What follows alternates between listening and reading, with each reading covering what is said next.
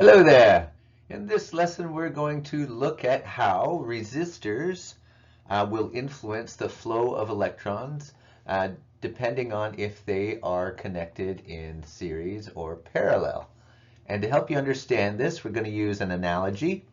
We're going to have shoppers that are going to be our analogy for electrons. And the shoppers you can think of as wanting to get out of the store.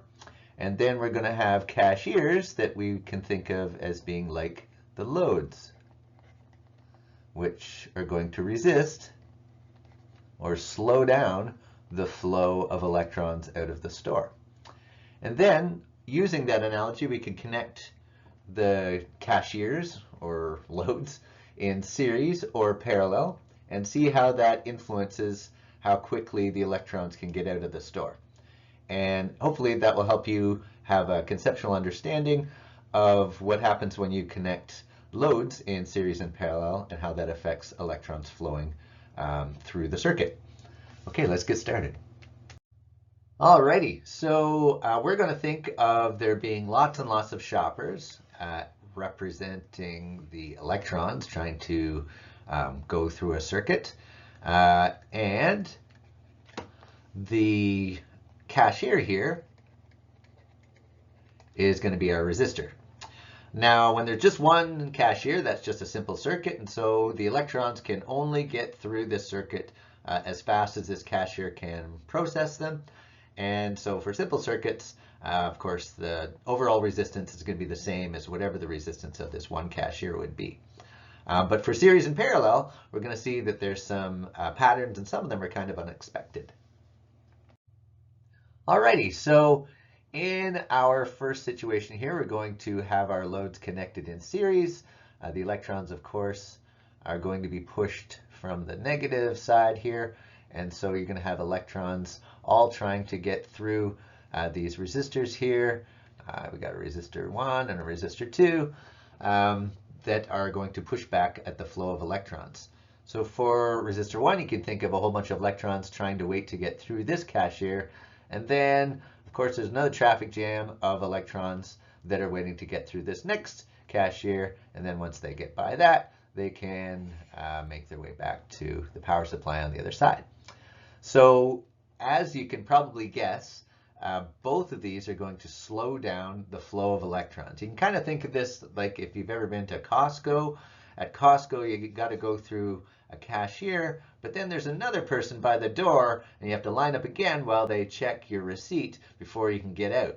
And so your ease of getting out of the store is governed by the presence of both of these, and the total resistance is going to be the sum of the resistances of all the loads in the pathway. In this example, we only have 2, but if you had more resistors or more loads, you could just add them up and get the total resistance. Now, sometimes in some textbooks or some worksheets, you might see a little EQ, and that EQ means equivalent resistance. And that's sort of, you're thinking of what is the resistance of all those loads together. I often use the T for total because I've been using that for the previous segments, but EQ is a pretty common one too.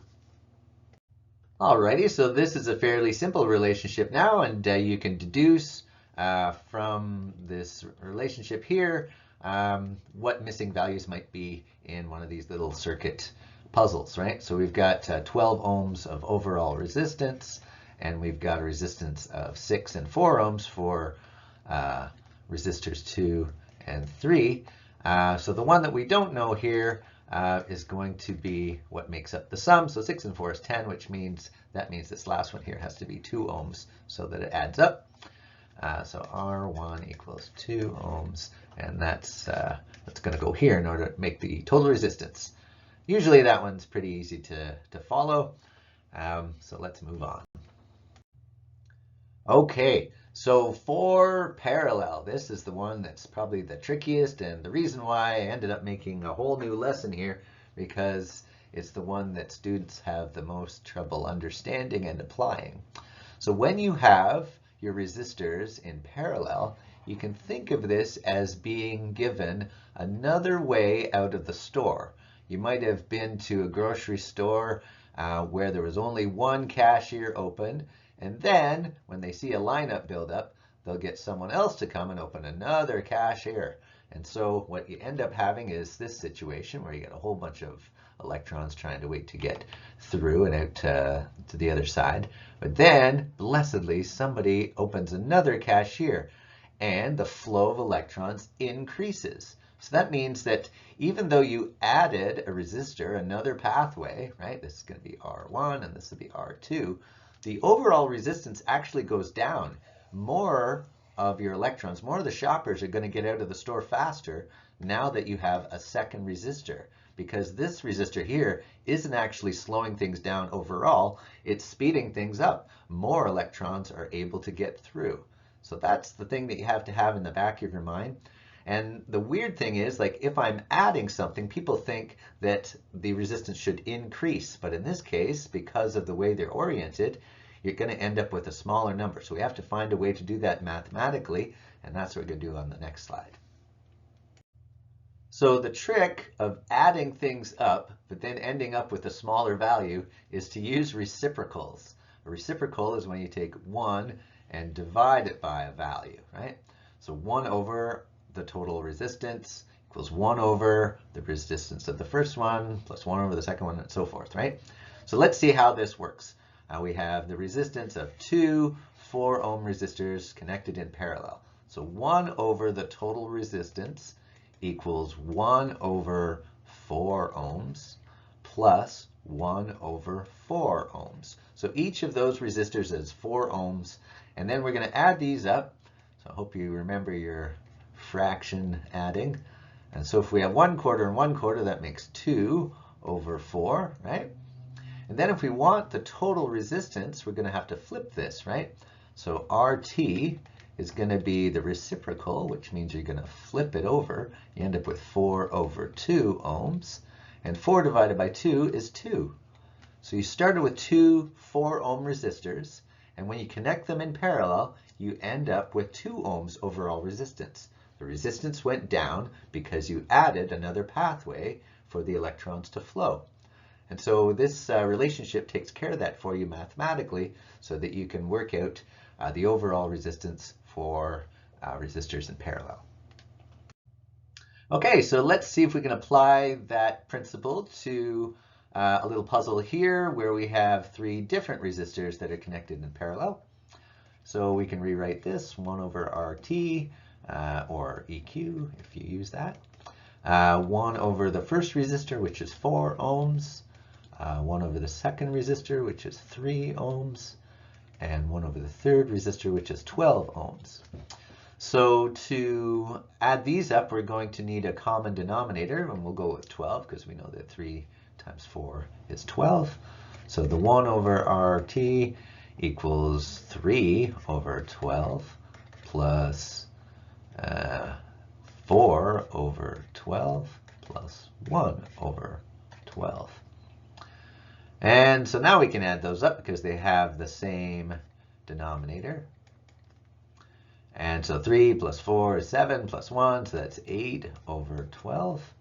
And then if you want the resistance, the total resistance of that circuit, it's going to be 12 divided by 8. And we do that on our calculator because I'm slow today. That's going to be 1.5 ohms. And so you can see again, we have these resistances 12, 3, and 4, but having them together in parallel means the overall resistance dropped to 1.5. Okay, so it's at this point we should be able to do a big problem that can result when you have items connected in parallel. So all of our homes are all wired in parallel, all the outlets in each of our rooms and kitchens and that sort of thing, all connected in parallel. So when you plug one thing in, great, a certain flow of electrons will go through here. And then you plug another thing in on that same circuit, great, a certain flow is going to go through here. And then you plug another thing on that same circuit, and it starts to add up because all of the flows through each of those branches all have to come through this central spot here. And that lowered resistance means that more and more electrons are trying to cram their way through there. That can generate a bunch of heat, and of course a lot of our homes are made of wood, and that can lead to electrical fires. So we don't want that to happen, and there are safety contingencies put into our building code so that we will not have this problem in our homes and burn our houses down by accident. So the solution to our problem are a device called fuses or breakers. Fuses, some of them look kind of like this. I've looked at the ones in my car. They're smaller. They usually have a thin piece of metal in there somewhere so that if too much electricity flows, that thin piece of metal will melt and break and cause the circuit to stop and prevent there from being an electrical fire. So that's great. You might also have seen in your home a panel like this, which has switches in it. Those switches are called breakers, and they basically do the same thing, but in a resettable way. Instead of having to throw this out once the little piece of metal inside melts, what you do is you can just click this back over and reset it, and as long as you've unplugged some of your loads so that you're not overloading your circuit, then they can be reset and you don't have to continuously replace them. Okay, so finally, if you want to include a fuse or a circuit breaker in your circuit, if it's in a place where there's a risk of electrical fire, you'll need some symbols for that.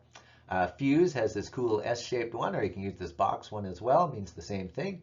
And a circuit breaker is kind of like this little musical tie symbol as well. You want to make sure that you put your circuit breaker upstream of any branches that there might be. So I'm going to use a fuse. We'll put it in here.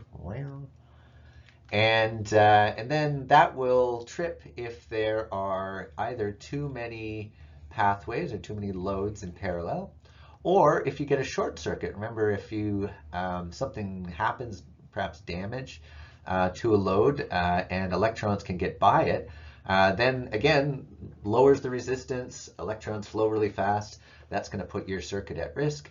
And so having a fuse there that can break to prevent any damage is a great safety measure. Okay, I hope that helped. We'll talk to you soon.